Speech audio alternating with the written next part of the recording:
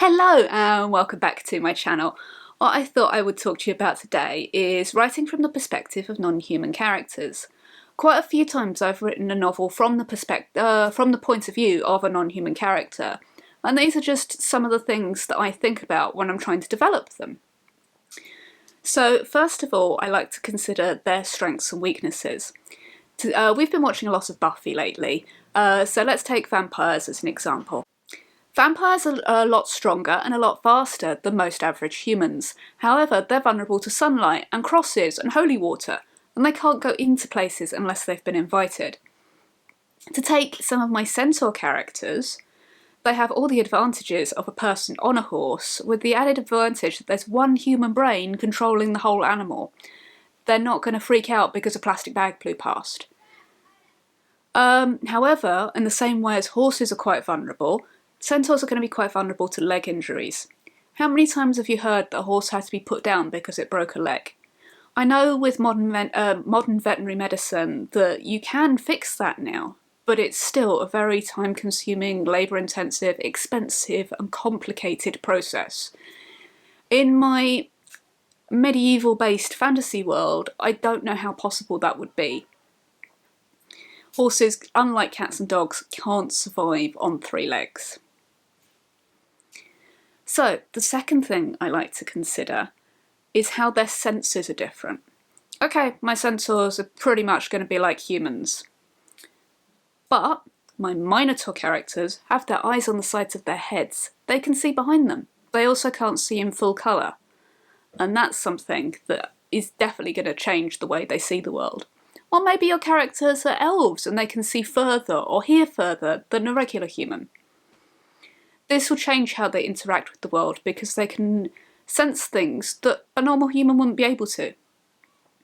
I wouldn't be able to sneak up on a Minotaur in the same way as I would a human because they could see me coming. The third thing to consider is how they move through the world.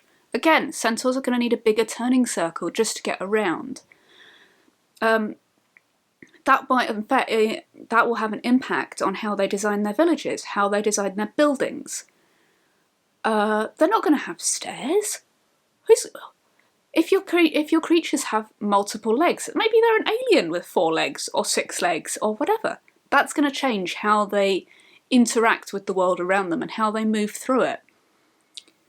Creatures with 4 legs have a different number of gaits to creatures with 2 legs. Humans can just walk and run.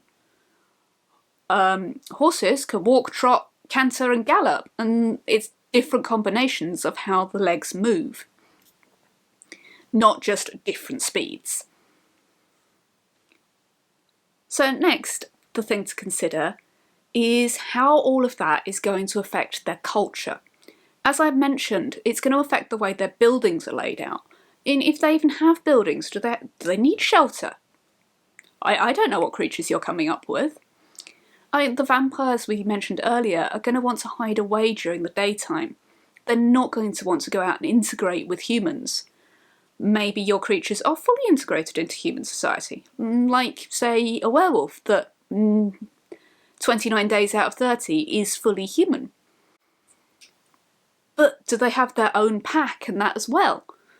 This will have a huge impact on the way they interact with other people around them. The last thing that this will have an impact on is their language. And again, this feeds back into culture. My centaur characters use a lot of horse terminology when they're talking to each other. To use an example from the My Little Ponies in the 80s, I don't know if they still do this. I haven't watched the more recent cartoons, but I'm old, that's what I grew up with. They quite often use the curse pony feathers instead of drat or something. And it's things like that that can really help to get the sense of the world these characters live in and how they're just different. I think that's the biggest thing you're trying to get across when you're writing about non-humans. They're gonna see the world in a different way, and you need to emphasise the ways that they're different and the ways that they're similar, so your audience can get a better feel for that. I hope some of that was helpful to you. There's just a few things that I consider when I'm writing about them. I can talk some more about this if you would like me to. If you found any of this helpful, or if there's other things you'd like me to discuss in the future, leave me a comment. I love comments. Leave it a thumbs up if you liked it. And if you're interested in more of what I've got to say, then consider subscribing. I make videos every single week, and I will see you all next time. Goodbye.